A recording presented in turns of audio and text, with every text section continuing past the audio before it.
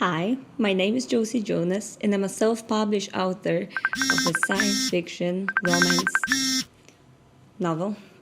Just ignore it. We will be talking today about. Oh my God, excuse me. Hello? Yes? Yes, this is Josy. Who's speaking? What? A burnout? What? But I told you not to call. No, like, no. What do you mean you're here? What? How do you know where I live? No, wait. It's here. Kept you waiting, huh? Yes. The good old burnout. Inseparable aspect of being an artist. Well, I know those moments of doubt too well. You feel like everything is shit and everything is pointless, and why are you even doing all of this if no one will ever read it? And surely no trees deserve to die for this graphomaniac piece of idiotic story you come up with. Oh well. Here is the thing. Every human can tell a story. Your spouse is coming back from work and they tell you about the story of their day. Your child is telling you a story about a mean colleague from school. Your friend is telling you a story about, I don't know, a mother that got them angry again. Everyone can tell a story, right? You want to tell that one specific story and you get stuck.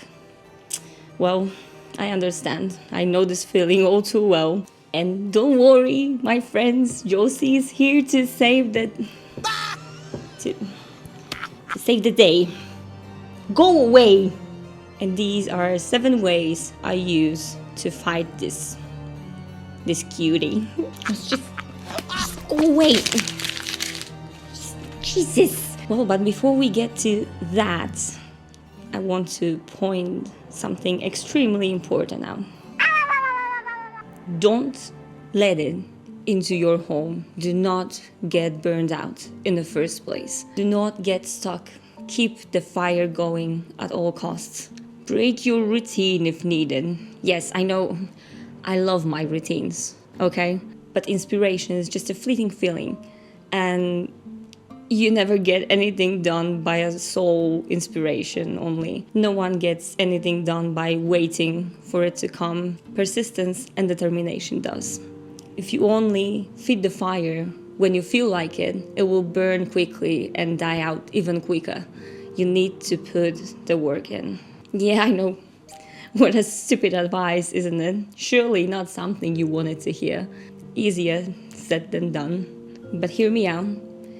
It's way harder to put a new fire going than to keep one already burning alive. And that's what you need to do first. Do not let it die out, no matter what. Feed it with good thoughts and things that inspire you, with passion and emotions. Motivate yourself to the best of your ability. To not let this... to not let it defeat you. You don't expect to be a Picasso if you rarely hold a pencil, right? I mean, if you do, then just stop. It's not how it works. Writing is just a skill like any other. Don't get discouraged, it sounds like shit. It will at the beginning, like everything when you start. But don't get deceived. It might look cute, but it's dangerous. It's dangerous and annoying. But the more time you spend with it, the more you feed it with the bad thoughts, the more it just drains you and exhausts you. Kill it with fire. I mean, kill it with kindness. But don't worry if it's already there. It's not the end of the world, no matter how much you think it is, to be quite honest. No matter how bad it seems. You only need to find some kindling and some wood and the right tools to make a fire. As simple as that.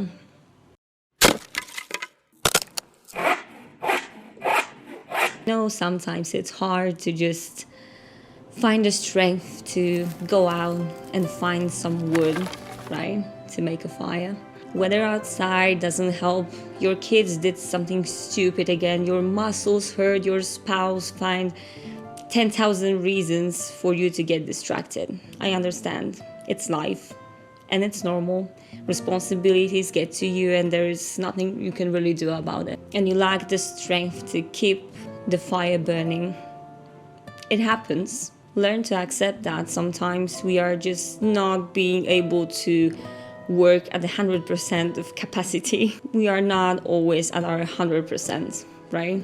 So learn to accept that. And you shouldn't blame yourself for that either. That's just how our stupid brain works. One day you feel like you're flying, and the other day you just feel like everything is pointless and everything is shit, and you can't do anything you want. So let just yourself rest. Let your brain regenerate. It will not run away, will it? Play a game. Go out with friends, spend time with your family more. Maybe watch a favorite TV show for a third time, or that one that you never had a time to finish. Go out into nature or cinema. I don't know, whatever works for you. Just forget about it for a moment. This little, this cutie, probably it will still be there, and it will look at you and growl at you with all those scary things it's whispering to you, and it's just shut up. Oh my god, I know I'm worthless. Just stop this. Jesus. Yeah, I know it's big and scary, and it will still be there for a while. But if you don't focus your attention on it for a while, it will just eventually get smaller and smaller and will get bored. I promise you.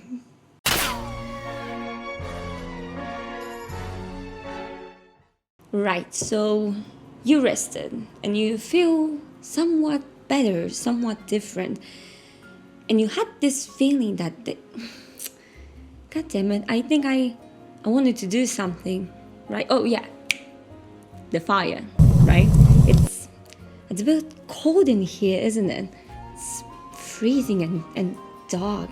And as much as I like dark, I don't like being cold. So let's go out and just take those kindlings and those wood and this base that you built for yourself before. But it's still only cold wood, isn't it?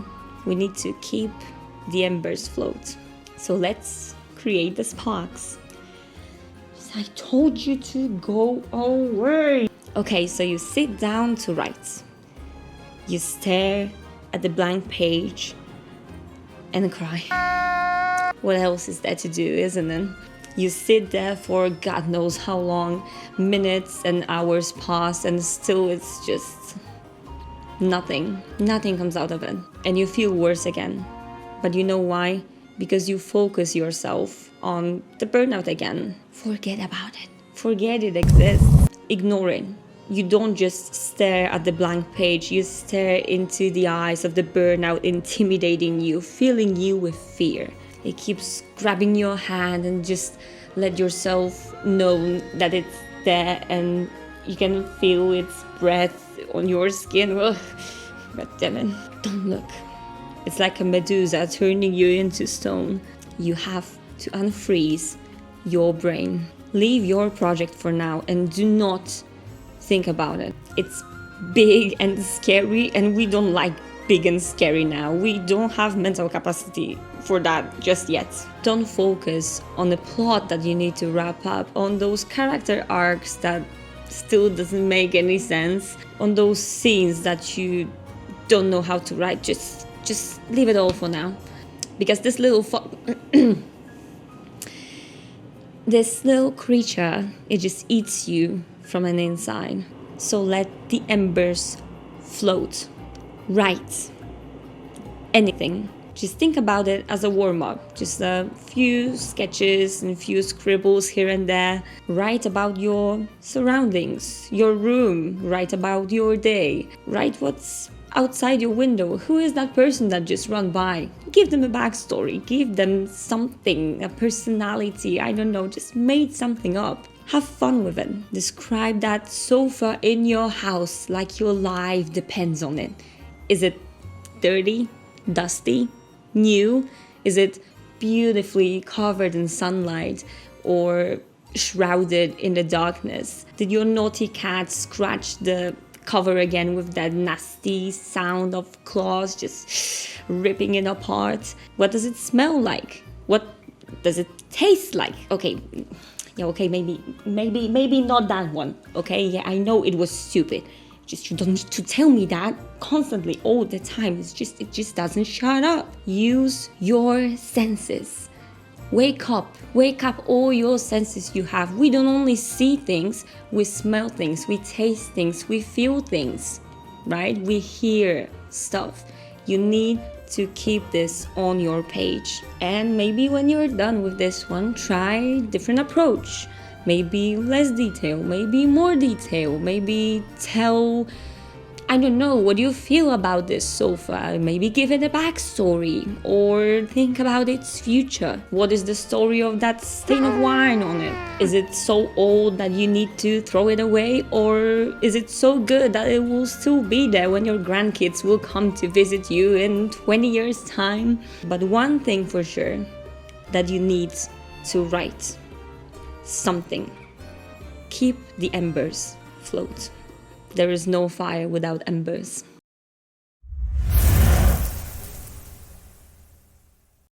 Hello there. Jesus, it's a shapeshifter, I swear to God. So now you got something. Now you got some embers, and they slowly turn into tiny flames, hugging the sides of big logs and eating the kindling. But it still feels like you're not ready yet. Before they will be able to burn fully, you need to feed them more. So feed them. But don't get distracted though. The more you look away and the more you don't feed the fire, the faster it burns and the faster you will need to repeat the whole process all over again. Keep writing things, whatever it is, because inspiration, it will not come to you for itself. It's not a loyal dog that is listening to commands. It's a capricious cat with its own nature and its own free will. A cat that you need to lure into your house, or a vampire that you need to invite in. And leave that phone away. Just leave it. Stop scrolling Instagram and TikTok and Reddit constantly. Just stop asking all those stupid questions that nobody wants to listen about. There is time for everything, and you had a time to scroll Instagram and TikTok when you had your rest and you were gathering all those logs and kindling. And now it's time to make a fire, and now it's time to put the work in, and now you have to focus. So grab some inspiration. As I said, it will not come to you just for itself. You need to look for it in the places that, well, you feel inspired by. Anything that works for you and your story.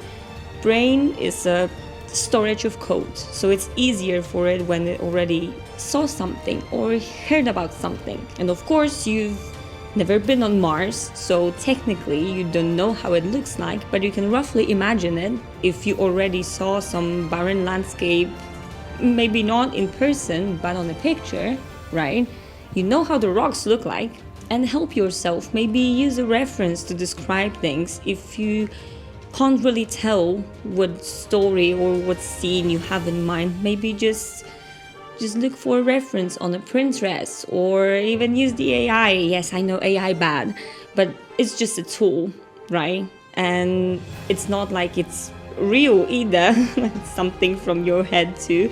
So just try it out. Watch specific type of movie that you're interested in, or read a book from your genre. Maybe even, I don't know, play a game in a specific setting, just not too much. Remember, the resting part is over now. Maybe, I don't know, go for a walk and go into nature. Go into a coffee shop and sit like a creep in a corner, because why not? Observe people and their behavior, what they're doing. Is there anyone that specifically grabs your interest? Maybe describe them, how they look like, what they're doing, what they're saying. Are they aware that you stare at them? Well, and if they are, then just stop. Just stop this. Don't be a creep. but be an observer. Master the art of conscious observation. Do not just look at things, observe them, break them to pieces, rip them apart, find things that resonate with you and break them apart on why that is. Why is this movie good? Why is this my favorite book of all time? How does it make you feel something? Why do you like to spend your time around nature so much? Is it the peacefulness, or you just like to feed the birds with the seeds that you throw them into? I mean, the seeds, throwing seeds, not the birds. Don't throw birds, that's not nice. Why was this person interesting? Why do you like the sound of the river flowing? Why do you like the way sun goes down on you? I don't know, whatever works for you. But ask yourself questions. Observe and note consciously.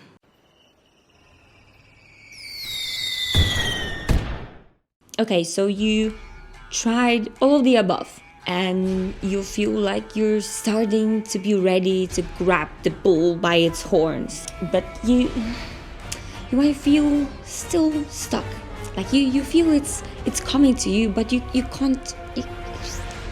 just can't catch it. You know, like you just keep escaping for some reason. But that's okay, because now we have a lens to look through. Stare at the burnout now. Look it into the eyes and say, I am not afraid of you. Intimidated. So, brainstorm. Just sit and think. Make a new document and just type down everything that comes to your mind. Grab those characters of yours by their beautiful faces and look them straight into the eyes and ask them, what is the worst thing that could happen to you? What is something that you don't want more than anything in the world? What is the line that you don't want to cross? Create conflict, create tension, give them difficult choices to make, put them into trouble, give them some mixed emotions, let them be excited but nervous, and scared but willing to face the danger, make them love something or someone but hate the way they do things. Do not be afraid of the scream and shouts in the background. They are afraid, and they should be, because you are their master. Am I right? Cutie. Write down any ideas you have, no matter how absurd or stupid they may sound. Ask yourself questions like, what would happen if a meteor falls down right now at this point of the story that you're stuck on? What will happen? What would your characters do? What if someone they care for dies? What if they themselves would die, or at least be in a very difficult situation? Put them into the most uncomfortable situations possible. Observe how they react. Let the meteor take care of all those things for you. Let it just do the job, and maybe the accident of genius will happen one day. And I don't say you just need to use them necessarily later on. Just brainstorm. We need to catch those lightnings that are just fleeting and fast. Those snappy lightnings that are just beautiful as they are dangerous. And great ideas are just that. Those snappy lightnings that you can't catch. But you need a storm for that first. And don't be afraid to jump ahead into your story. Don't put restraint of chronology on yourself. Don't be like me. You will go back to it eventually anyway, and then maybe with a better idea you will find the glue to fill all those holes and wrap it up together.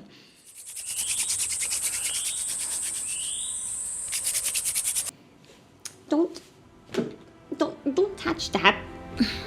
The meteor fell down, but for some reason your characters still feel flat.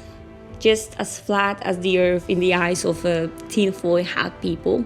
Maybe there's still some small fire burning from that outburst of a magnifying glass, but you feel like you're starting losing patience, and it might still not be enough. So I guess we need to put the manual work. So you drill that stick faster and faster and just try to keep the fire going, and you're blowing the air and you just get more and more frustrated. What now? It's still so small, and this still way too big. And well, maybe characters are not real people, but they still should feel like one. They should feel human. They still should be human enough for someone to believe you. So instead of focusing on those characters, maybe focus on the real people. Ask a question, whatever that fits your story, and ask yourself, what will your mother, your spouse, your sister, your friend say to the same question? What would be their answer? Will they shut down? Will they get angry? Will they just turn it into a joke and brush it off like nothing happened? And sometimes characters will react in a ways that you don't really expect them to, and that's okay too. That's how real people work. Just let them act, let them be human, let them do something that you completely don't expect. Just let it flow. Try working with that instead. And again, I'm not saying you need to use it, just think about it as a simple exercise. Let those characters say something they don't mean. We do that a lot as humans as well. We really rarely say things that we mean specifically. And I don't only mean that we say, hey, I'm fine, when we feel like shit. Let them lie, let them be deceitful, protective of their own goals and ambitions, or people that they care about. Shroud their feelings with subtexts and jokes and sarcasm and irony, with silence or oversharing about something completely different just to avoid the topic. And then after, break that shell. Because the true conflict basically lies in the moment that we just give parts of ourselves away. The true parts of ourselves. When we say things that we truly care about, truly mean, that's where the conflict lies. Give them souls. Give them conflict.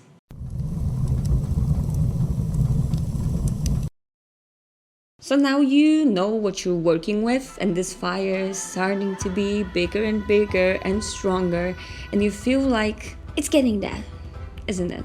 But you still may get stuck or annoyed or irritated with your characters. So you just grab a bunch of explosives and throw them into the fire, because why not? You pyromaniac. But look at it, it's so small and cute now. You can handle cute things, right? You can handle that. It's not big and scary anymore. So that's time for an interview. And I know you hate interviews, me too, but maybe that's the key. You know, stress them out, stress those characters, hire your cast, let yourself know them better. Open a new document and just interview them. Let them act like they are trying to get the job. What's their name, their occupation, where they're from, what they're doing in life, what are their goals and ambitions. But don't focus on how they look too much. It's actually the skills that matters in a job. Maybe even go one step further and I don't know, make a therapy out of it. What are their feelings? Why are they feeling that way? Just ask them a bunch of uncomfortable questions, and with every question just go deeper and deeper. What is something that they are afraid of the most in their life? What would it take for them to sacrifice the biggest goal that they have? What is their backstory? What is the biggest lie they believe about themselves? What are their flaws, advantages? Who or what they love more than anything in the world? Play with it. Let them speak. Let them act. Give them meaning. Push souls into them. And even reverse the roles, swap the characters and swap the protagonists. Swap the POVs. Maybe the other one will fit the story better. Maybe the other character has something more to say. What would the story look like if the side character you love suddenly became a protagonist? Is it more interesting? Is it less interesting? Does it still make sense? Maybe just throw that boring guy out of the window. Maybe he doesn't deserve a spot of being main character. Just swap them. Give the other guy a chance, because why not? And note everything that sparks interest in you. And I mean everything. Every sentence, every word, any emotion. And don't trust yourself that you will remember. Just note it down, wherever. Is it a piece of paper? Is it a phone? Is it already your PC that you're sitting on 24 hours a day? Just note it, no matter what time of day or night it is. Cat characters.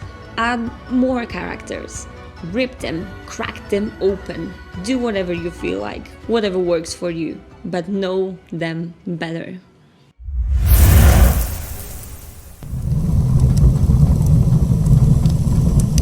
So you unfreeze your brain.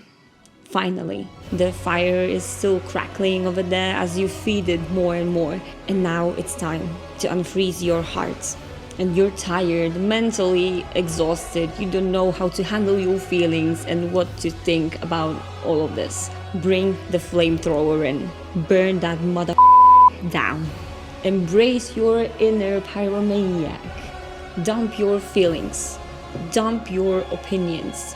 Just imagine someone that pissed you off the other day sitting right in front of you, and just tell them something you will never have the courage to say normally. Did your boss irritate you? Insult them. Let those showered thoughts and scenes just be put into a story, and give those shower gels and shampoos some break. Would you? They don't want to listen to your delusions anymore. They have enough of this shit. Yeah, just give them some space. Let them be written down. Let them just find their way out, and just write it down. You feel lonely. You feel sad. You feel like everything is pointless again and the world is going down on you again. You can't write, but you don't know why, and you just feel powerless. Write it down. Write your feelings, write your memories. Dive deep down into your soul. Let that fire burn with the power of the 100 suns. Let it consume you and burst. Go and punch a wall or something in the meantime. Just let those tears flow. Express your love to someone. Tell them how much you miss them, how much you love them. Smile doing that. Or cry if it's a unfulfilled love. Just laugh describing that one time that your stupid drunk ass fell out of the chair at the party and everyone started making fun of you. Let yourself be ashamed at this one time that cashier told you to have a nice day and you thought they are giving you a bag, so you replied, no thank you. Find something you're grateful for. Dwell on your insecurity. Put it into words, metaphors. Put them into shapes of hurling storms and harsh winters, into dune sands just covering your eyes with the wind. Give them form. Let them be scary demons growling at you, or a warm sunlight falling on your face. Let them be a burning fire of anger boiling inside you, freezing cold ignorance of unbreakable iceberg. Lose yourself to it. Turn off your thinking and feel. Don't be afraid of the pain you have inside and strong words you want to use. Just feel. Set it ablaze and keep the fire burning. You fool! You absolute buffoon! You think you can challenge me in my own realm? You think you can rebel against my authority? You thought you were safe in your chain mail armor behind that screen of yours? I will take these laminate wood floorboards and destroy you. I didn't want war, but I didn't start it. Aww, just look at it now. Look, it's so small and cute. It's for me? I believe in you too. Bye! Have a beautiful time! Bye! You won't be missed. And I do believe in you too. Go and do your thing. And the burnout apparently burned down my light. Well, that's karma, I guess. Go and write and enkindle this fire anew. And leave a like for the cutie. And leave a like for the cuties. Give the like and subscribe and share and comment for me as well too. So how do you deal with the burnout? Is there any way that you deal with it, or you just wait for it to magically disappear? Are you a pantser or a plotter? And share and subscribe for a peak of comedy at its finest. Josephine Jonas, signing out. Fucking shit.